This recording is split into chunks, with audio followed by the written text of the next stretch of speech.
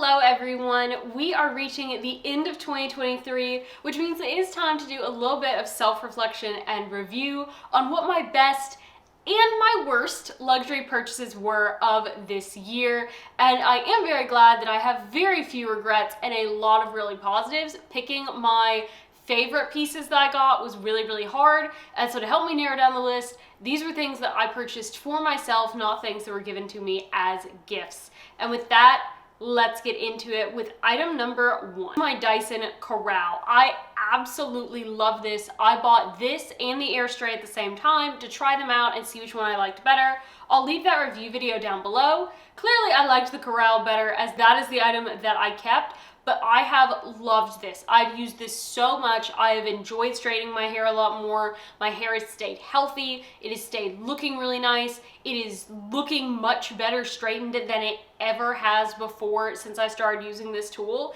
And so overall, 100% worth the money that I paid for this straightener, and I would do it all over again in a heartbeat. Now, item number two is a relatively new purchase for me, and that's because I got it on Black Friday, and that is my Ferrari Skirt.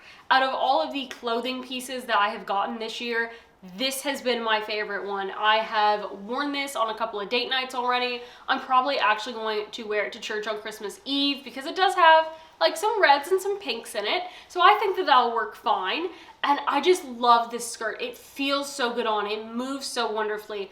I feel so incredible when I am wearing it.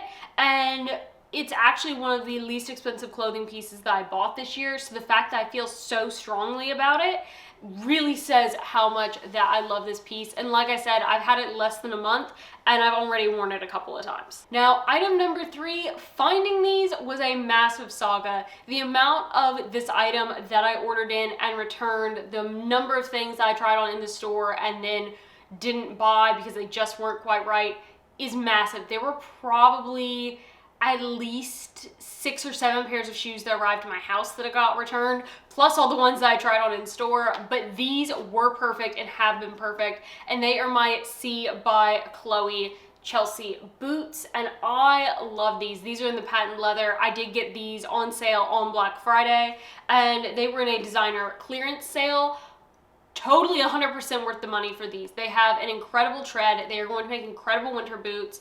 I have been shopping in these. They are amazing. My feet do not hurt. My feet feel good in them all day. They are supportive. They are going to be great this winter when it is icy or wet and I'm concerned about how I'm going to be walking. So 100% glad that I got these. These ended my black boot saga that I was going through this fall, and so very happy to have added these to my collection. They are definitely my best shoe purchase of this year, and I did buy several pairs of luxury shoes, so that is saying something. Now, item number four is something that is arguable if it's a luxury purchase or not, but given how much use I've gotten out of it, I've used it every single day since I got it, I had to put it on my best purchases list regardless. And that is my Barefoot Dreams blanket. I picked this up in the Nordstrom sale. I want to say it was like $118, which is a lot for a blanket, but honestly, I have used this every single day, so girl math, cost per wear has gone way down, and I love this. It is my favorite blanket in my house, so absolutely worth the money and definitely one of my best purchases since I use it every day.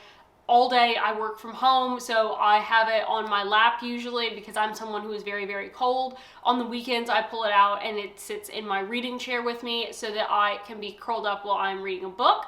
And yeah, I 100% recommend these. They did go on Black Friday sale, but they will always be in the Nordstrom sale. So if you didn't get one this year, definitely put it on your list to get next year. Now, the last three items on my best part of the list before we move over to the worst is going to come in the form of handbags. Best handbag purchase of this year, and all three of these are extraordinary, but I think that probably my best one was my Strathberry East West in this gorgeous burgundy mock croc. I have talked on and on about this video. I've done a video comparing all 4 of the different sizes in this bag from Strathberry, and I love this one the most. It is been probably my most worn bag since I got it. It goes with everything in my wardrobe and it is absolutely fantastic. So super happy to have this and to have added it into my collection this year. I've been looking at this bag for like 2 years and just never pulled the trigger. And when I finally did, I am so happy with this. Now, my second most worn bag this year is also a bag that I purchased this year. And so it definitely had to go onto the list as well because I've used this one a ton and it still looks perfect. And that is my YSL Camera Bag. I have the style that has the back pocket on it. Technically, this wasn't even out yet, but they went ahead and sold it to me anyway because it was coming out in like the next couple of days. And I love this. Mine has the silver hardware on it. I specifically wanted the silver and not the gold or the black. And like I said, I've not babied this bag and there's not a scratch on it. It is held up so amazingly well. It's been thrown around in my car. It's been around my dog. It's been out in snow. It's been out in rain. I mean, it's just done amazingly well. I cannot recommend this bag enough. And I think that this is a great bag, whether you are someone who already has luxury bags or you're looking at your first one. I think that this is an incredible option because it's really versatile, really beautiful, and holds up really well. And finally, for my 7th top luxury purchase of the year, not necessarily because I've used it the most, but because it brings me so much joy. It makes me so happy every time that I look at it. I've left it sitting out in my office, even though I normally keep all my bags except for the one I'm using to put away, because I love looking at it so much. And that is my wonderful, incredible lizard bag from YSL. This is the only exotic bag that I currently own. I'm not sure it'll be my last, as I'm definitely now wanting an ostrich piece as well to go with this bag, but it is a one of one for the US, and so to have this bag in my collection is just incredible. And I love using this bag, and I have carried this bag, and I've even carried this bag in the rain, but I just absolutely love this bag so much that it had to make my top list because it is just such a special piece to have added into my collection. And I have absolutely zero regrets despite this being the most expensive luxury item that I own. That being said, I do have some regrets. The first regret, thankfully, I no longer have because I was able to sell it for what I paid for it. And that was the Fendi mink baguette that I got. This is a picture of it, and the bag was beautiful. They did a re-edition of it at Fendi last year, and I fell in love with that re-edition, but just didn't want to pay $7,000 for the bag. I was able to get this one, I think for like $700. It might have even been less than that, and I did really think it was a beautiful bag. But when I put it on, I carried it once, it just didn't have the capacity that I needed it to. It wasn't as structured as I like my bag to feel secure about it. And so because of that, I went ahead, I moved it on. And like I said, I was able to get what I paid for it. So while I don't have it, it's not like I was sunk cost. It is definitely one of my worst purchases because I immediately realized I made a mistake and immediately had to set about selling it. Well, that purchase had nothing to do with the coloring or the look of it because the look was perfect for me and worked really well with my wardrobe.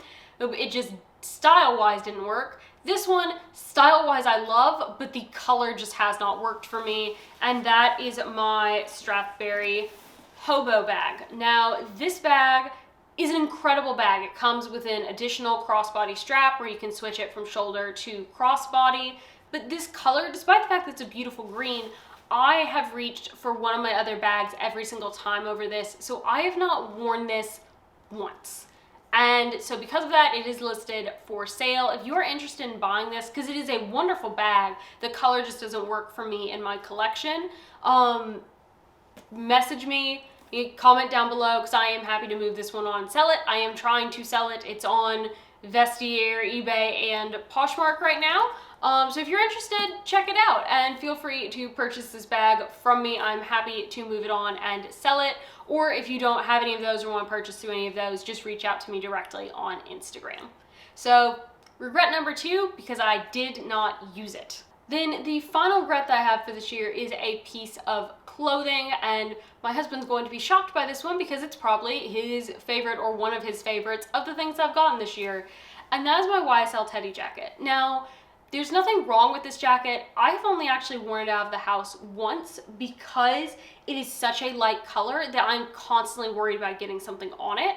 And I'd initially been wanting it in the all black, but I thought, oh, look, I have this all black big like leather Letterman jacket of mine that I've had since high school, and like I loved it, but when I went to use it this winter, I realized that it has started to degrade and become damaged, and so I moved away from the all black because I thought that I had that coat. Turns out I don't have that coat, and I really wished I'd gone with the all black or with the olive green, because I had an olive green jacket that I loved that has just given away to time that I've had since high school. And so I wish that I'd gone with one of those two colors instead, because I would have been much more comfortable wearing them than I am this light pink. I'm also not a light pastels person, so this is a color that for me, I only style with like an all black look or a black and white or a black and gray look. And so it's just not my favorite color, and I wish that I'd gone with another color instead. So that is it for my best and worst purchases of 2023. Thankfully, I had a whole lot more of my best than I did of my worst, but that does happen sometimes every year. There's always going to be something that you regret. Unfortunately, my regrets were minimal and all under $1,000 regrets, so very glad about that given how expensive some of these luxury things can get. If there's anything that you think that I should or shouldn't have included on this list, please let me know down below in the comments. I'd also love to know what your best and worst purchases were from 2023 in the comments down below as well. With that, I hope that you have a great rest of your day, everyone, and a great rest of your 2023. Bye!